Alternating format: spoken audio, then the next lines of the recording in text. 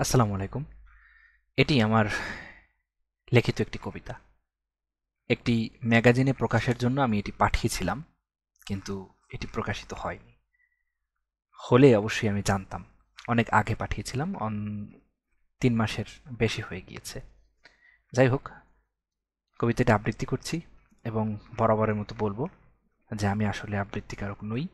এরপরেও আমি নিজের কবিতা মাঝে মাঝে আবৃত্তি করার চেষ্টা করি। কবিতার নাম একটি শুকতারা ও নিরন্তর মিথ্যাচার। আমাদের জীবনগুলো বালির ওপরে পড়া দাগের মতো, বাতাস পাখা ঝাপটালে মুছে যাবে। জীবনের সংমিশ্রণ বিষণ্ণতা, মুচকি হাসি চিবুকের ভাঁজ। কখনো পিকাসোর লা ফ্লুডে ডি প্যান, কখনো বা জয়নুল আবেদিনের দুর্ভিক্ষের চিত্রমালা।